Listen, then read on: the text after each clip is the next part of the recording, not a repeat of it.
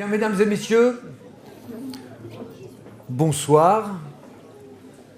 Eh bien, écoutez, d'abord, merci d'être venus aussi nombreux, fontanillois et non fontanillois, ainsi que les chefs d'entreprise. Mais je voudrais remercier les élus qui sont autour de moi. D'ailleurs, le maire de Saint-Égrève fait les vœux au personnel, donc c'est pour ça que nous n'avons personne du conseil municipal de Saint-Égrève. Mais alors, si je devais passer le temps à citer tous ceux qui ont fait des excuses, je préfère passer donc le temps à présenter ceux qui sont présents. C'est quand même plus sympa. Donc nous avons déjà notre conseiller général, nous avons monsieur le maire de Mont-Saint-Martin, nous avons monsieur le maire de Saint-Martin-le-Vinoux. J'ai encore rien dit.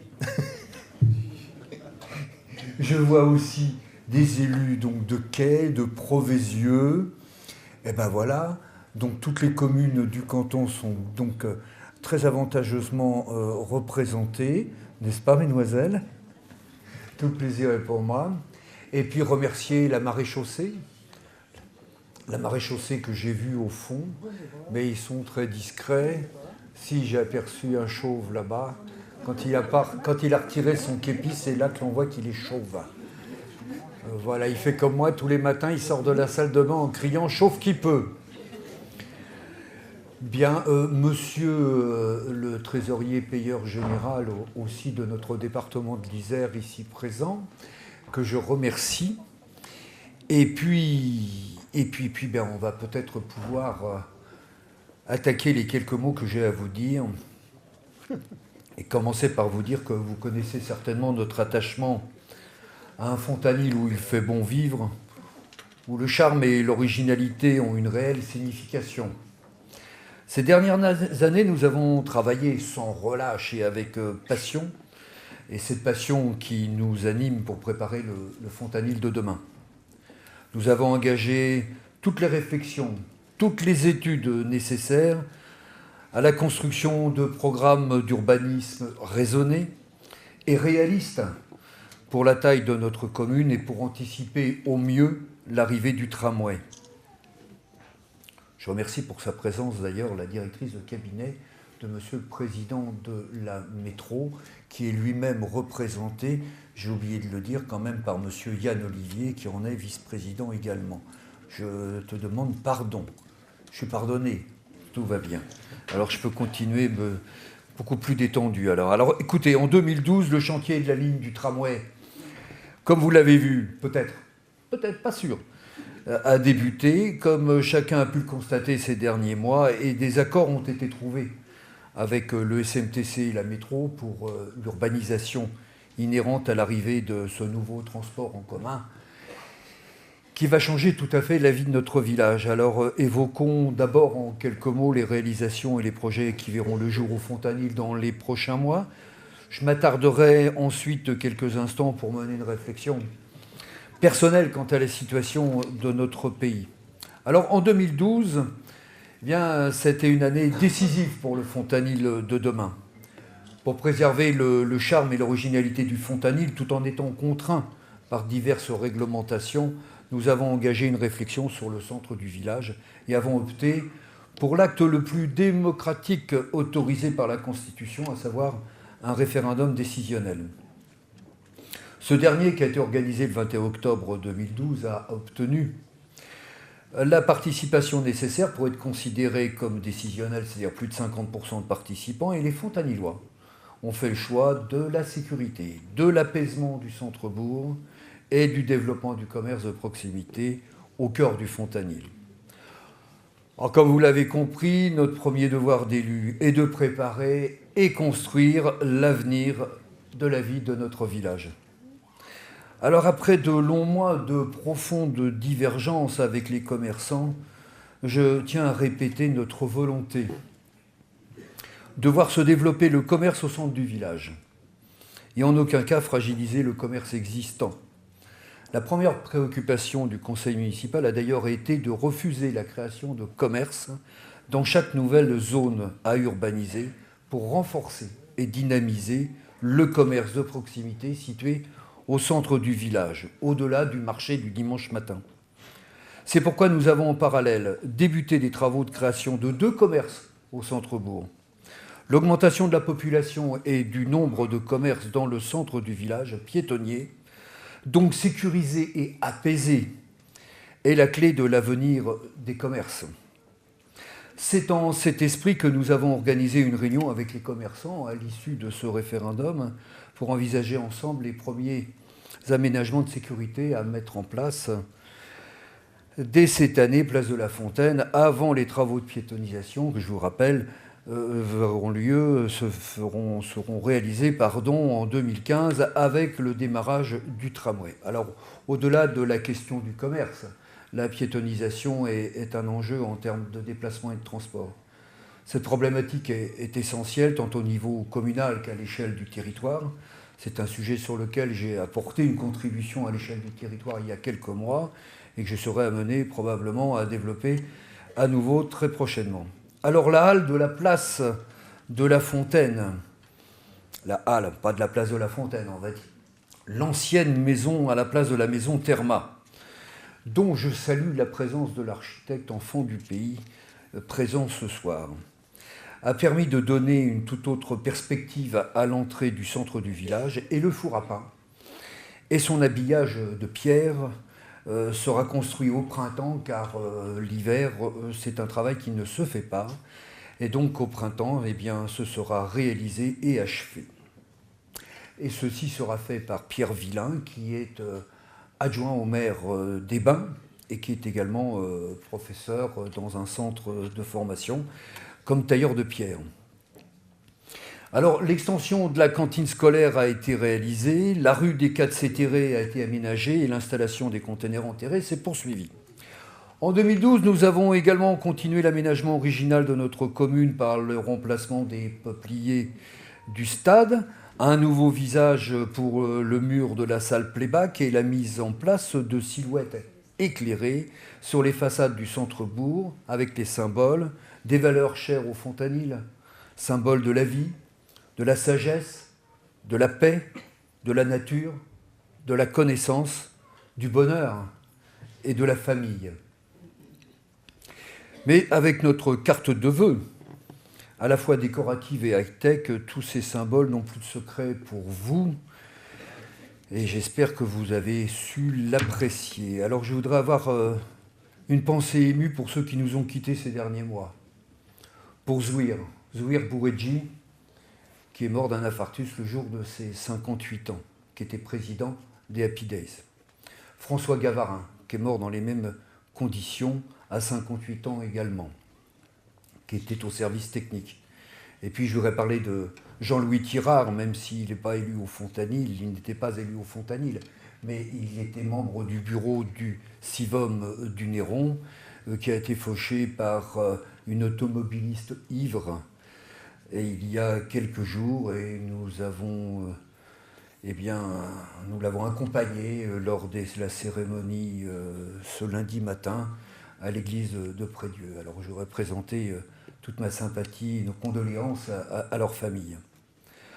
En 2012, ce sont également des départs et des arrivées au sein du personnel communal. Denis Grinenberger, ah ouais, je mets la bonne prononciation, et qui était directeur général des services, nous a quittés, il est parti à la retraite, mais il nous est venu de Saint-Martin-d'Hers ce soir, parce que, merci Denis, de ne pas nous avoir complètement oubliés. Jean-Pierre Magnin, qui était responsable des services techniques depuis près de 30 ans. Patrick Nevado, eh bien, ils ont pris leur retraite.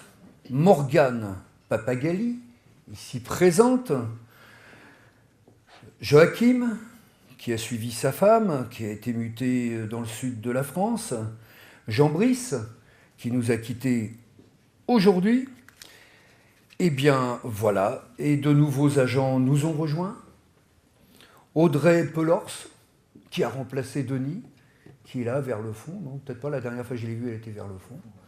Mais ce serait bien, voilà. Vous la voyez, elle lève son petit bras là-bas. Et puis celui qui se déplume à côté, c'est son mari. Bienvenue au club. Ça, je veux dire qu'à son âge, j'en avais encore plus que lui. Donc je lui ai dit, tu vois un peu, ça nous emmène. Voilà. Donc Audrey et puis Marie-Pierre Tegny pour la direction de la maison de la petite enfance. Et puis Laurent Cataletta, qui a remplacé Jean Brice donc, ce jour et qui est présent également.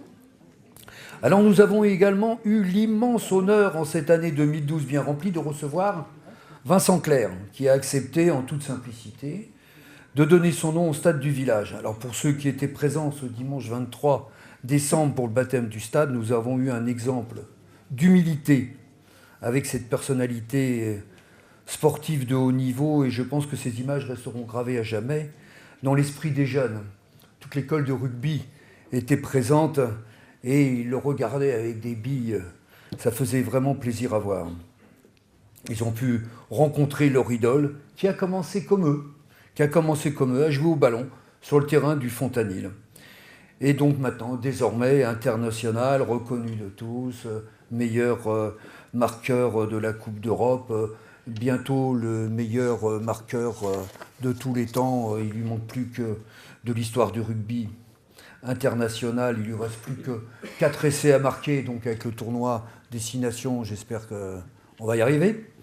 Enfin, en tous les cas, c'est ce que nous souhaitons pour lui. Alors,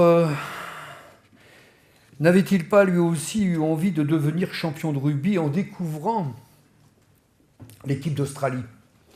Car pour ceux qui se souviennent, à l'époque, lui où il était gamin, et puisqu'il m'en a parlé, quand l'équipe d'Australie est venue s'entraîner au Fontanil, l'équipe d'Australie qui était championne du monde en titre, et il avait été très impressionné. Est-ce que c'est ça qui lui a donné une vocation ou l'envie d'aller au-delà? En tous les cas, il a le talent pour le faire.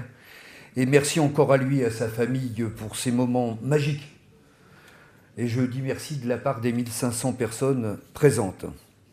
Alors pour finir, un mot sincère à tous ceux et à tous les bénévoles qui s'investissent sans compter pour faire vivre le Fontanil, mais je dirais tous les bénévoles ailleurs, dans les autres communes, et ceci au travers de manifestations, mais aussi de clubs sportifs, et qu'on organise et qu'ils organisent toujours dans la bonne humeur avec beaucoup de professionnalisme. Alors pour nos amis de Monteroberto qui étaient venus pour fêter le 20e anniversaire de jumelage au début, le premier week-end de septembre, pour faire coïncider cette commémoration avec les Happy Days, ça a été râpé, ça a été annulé pour cause de météo.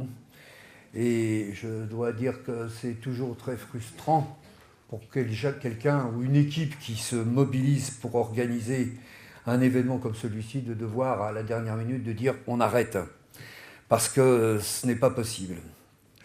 Alors bon, pour cette année, ça sera toujours le premier week-end de septembre et je me permets de vous dire déjà qu'ils ont renouvelé l'exploit de faire revenir Malcolm John, qui s'est cassé le col du fémur au ski ces derniers jours. Donc j'espère qu'il aura récupéré d'ici le mois de septembre. Alors rendez-vous donc cette année pour toutes ces manifestations qui font du Fontanil ce village charmant et original, et pour toutes les nouvelles manifestations, et je pense notamment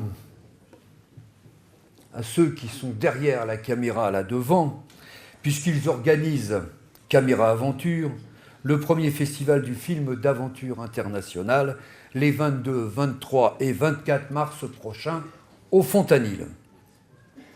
J'aurais pensé aussi et citer le RCCN, qui, dans le cadre du championnat d'Europe de rugby des moins de 19 ans, va organiser 2 matchs, Roumanie-Russie et Allemagne-République tchèque, au stade Jean Balestas à Saint-Égrève le 23 mars.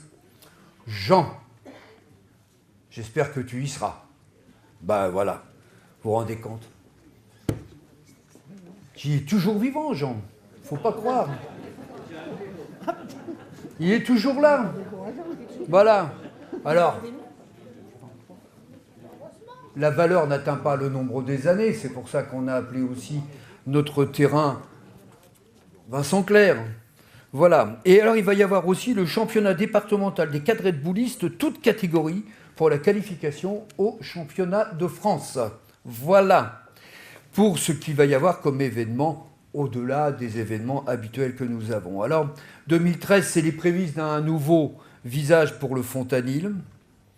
Cette année, 2 terrains vont être acquis par la commune, le terrain total. La plus grande partie sera revendue à une entreprise contiguë qui a des problèmes d'extension. Nous allons garder 5000 m² pour pouvoir y implanter les services techniques et un lieu de stockage pour les associations fontanilloises. Un autre terrain que tout le monde connaît, vous avez vu, ça commence à se nettoyer, c'est le terrain dit du Quiquet, la place du marché.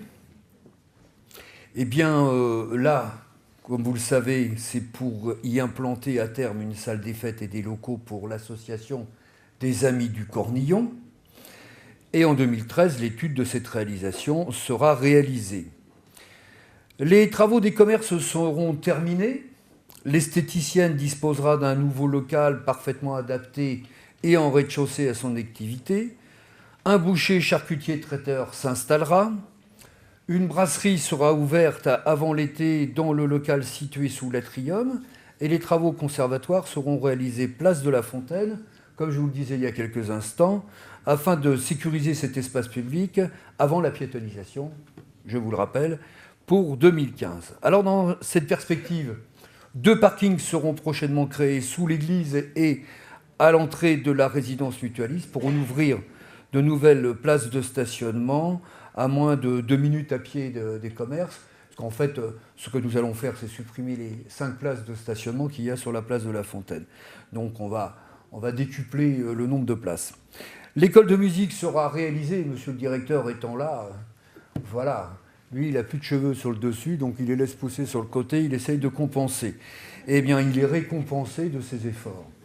Voilà, l'école de musique sera réalisée et opérationnelle pour la rentrée de septembre, et pour les enseignantes, les parents d'élèves et les enfants, eh bien, les tableaux numériques seront installés dans chacune des classes primaires.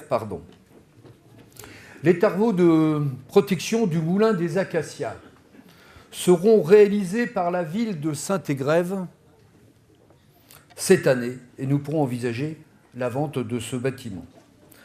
En ce début d'année 2013, nous déplaçons notre salle de mariage et de conseil municipal dans la salle de conférence de la médiathèque, à quelques mètres donc de la mairie, puisque maintenant notre salle est devenue beaucoup trop petite pour les mariages, mais également pour les réunions de conseil municipal. Cette année encore, nous réaliserons tous ces projets pour les Fontanillois sans augmenter la part communale des impôts locaux, et tous ces projets peuvent aboutir grâce et au dévouement et la disponibilité et le sérieux des adjoints et du conseil municipal avec des élus tout à fait motivés. Et ça fait très plaisir, et je rajouterai également le personnel municipal. Alors voilà ce qu'il y avait à dire, mais quel avenir pour le Fontanil et au-delà? Alors outre les diverses lois et réglementations, le SCOT, la loi SRU, le PLH, le contrat d'Axe, le Grenelle 2, les transferts de compétences vers l'intercommunalité vident les communes de leur sens. Je vous ai expliqué tous ces enjeux dans le document distribué au mois de septembre dernier et qui avait un objectif d'information et pédagogique pour mieux comprendre le contexte institutionnel et donc l'importance de faire les bons choix aujourd'hui pour que le Fontanil de demain demeure cette commune dont la qualité de vie et l'originalité en font ses caractéristiques. Et si vous permettez, il est plus facile de professer en parole un humanisme de bonne aloi que de rendre service à ses voisins de palier, disait Henri Laborie. Eh bien, faisons en sorte, au-delà de l'humanisme, de rendre service à chacune et chacun des Fontanillois en préservant notre village. Alors, travailler au quotidien et sans relâche pour l'avenir de notre commune, vous le savez, c'est bien entendu notre priorité. Mais 2012 fut aussi l'année des changements politiques au niveau national. Il apparaît intéressant d'évoquer quelques instants la situation actuelle de notre pays. Une crise mondiale sans précédent nous affecte tous et nous ne pouvons que reconnaître qu'aujourd'hui, la richesse quitte les pays occidentaux pour l'Asie. et certains pays d'Amérique du Sud. Dans ce temps-là, on veut nous faire croire que nous pouvons continuer à vivre sur nos acquis comme avant. Eh bien non. C'est une nouvelle ère dans laquelle notre société s'est engagée sans en prendre pleinement conscience, malheureusement. Et pour pouvoir s'adapter à ces changements, il est une nécessité impérieuse. Nous devons changer nos habitudes et nos comportements. L'humanité est à un croisement.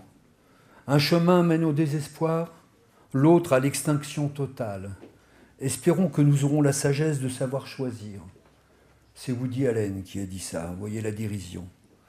Lorsque nous pouvions nous rendre en vacances aux antipodes et que nous sommes contraints de rester à la maison et refaire nous-mêmes le papier peint, eh bien, il faudrait quand même arrêter de penser que nous allons pouvoir continuer à prendre nos prochaines vacances dans de magnifiques îles lointaines. Un homme avance sur ses deux jambes. Lorsque l'une d'entre elles est malade et qu'en l'absence de prémédication, les béquilles sont utilisées pour compenser ce mal, qu'advient-il en cas de danger, alors que ces dites béquilles sont usées? L'homme ne peut plus courir et se trouve condamné. Cette métaphore renvoie à la société. L'une des jambes est celle du droit et l'autre celle du devoir. Nous omettons souvent aujourd'hui qu'en contrepartie de tous les droits acquis dans cet État-providence qu'est la France, nous avons des devoirs. Des devoirs et des valeurs que notre société semble avoir définitivement oubliés. Faites votre devoir d'abord, vos droits vous seront reconnus ensuite, disait Baden-Powell.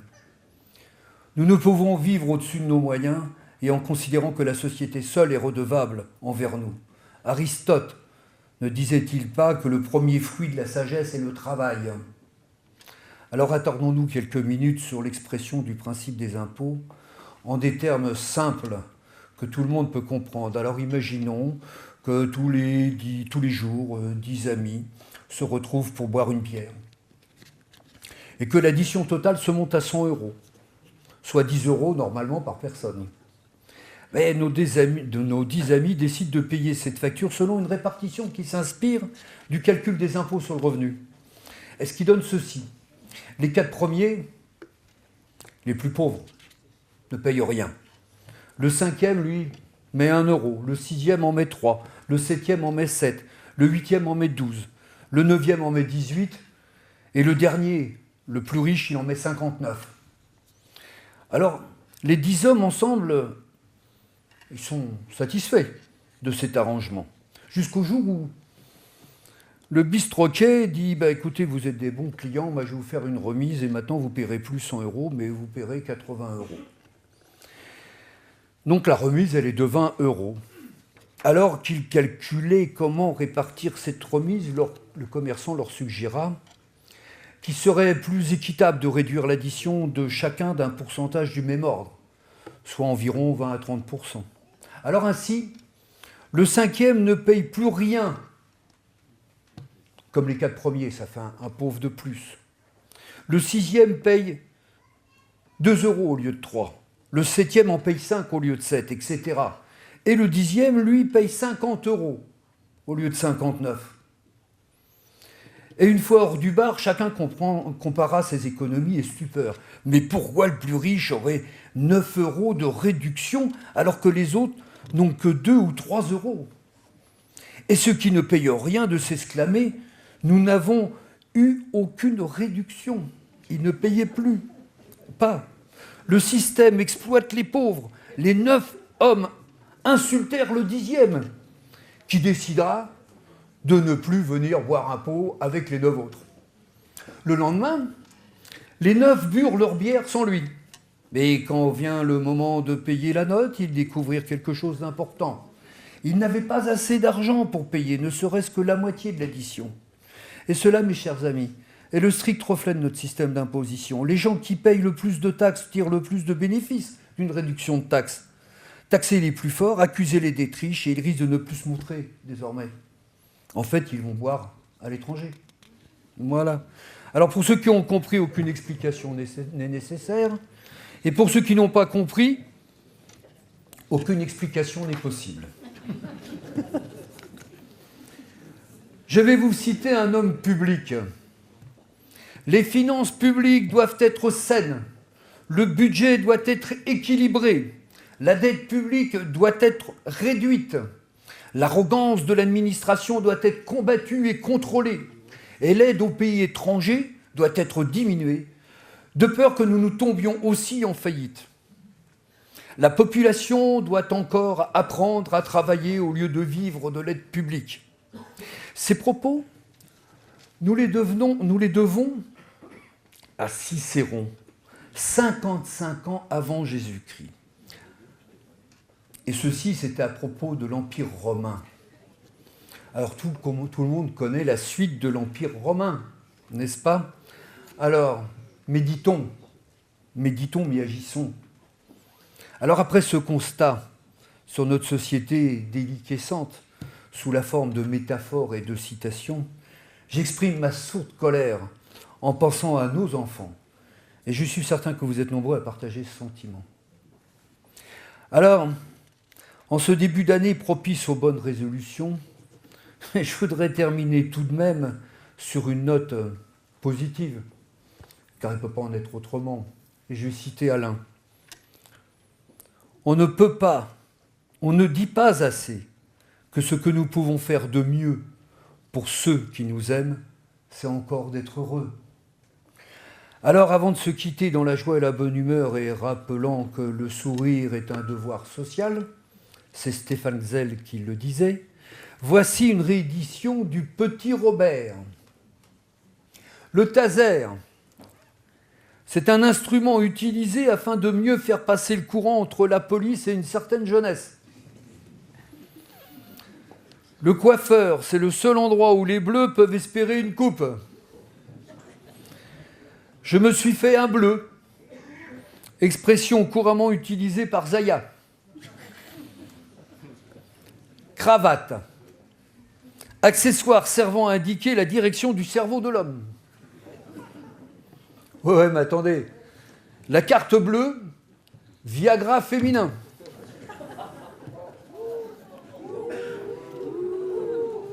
Je l'attendais, celle-là. Comme quoi, hein? Vous réagissez quand ça vous touche, hein? Pharmacie. Confiserie pour vieux. Je sors de la pharmacie. Bon, ça va. Un meurtre de sang-froid. Un ice cream. Je vais vous parler de banquier. Le banquier, c'est une personne qui serait d'accord pour vous consentir un prêt à condition que vous lui apportiez la preuve que vous n'en avez pas besoin. Mais c'est aussi un homme secourable qui vous prête un parapluie quand il fait beau et vous le réclame dès qu'il commence à pleuvoir. Alors pour les mamans, le réveil matin, un instrument inventé pour réveiller les gens qui n'ont pas de jeunes enfants. Alors une petite histoire sur les camarades. Il y a un gamin son père regarde un match de foot et il dit « Papa, c'est quoi camarade ?» Son père lui dit « Camarade, c'est ton petit frère. » « Papa, c'est quoi l'avenir ?»« Non, camarade, c'est toi et moi, pardon. »« Et l'avenir, c'est ton petit frère. Et le gouvernement, c'est ta mère. » Et quelques jours après, les parents sont couchés et le gamin tape à la porte et dit « Hé camarade, réveille le gouvernement, l'avenir est dans la merde. »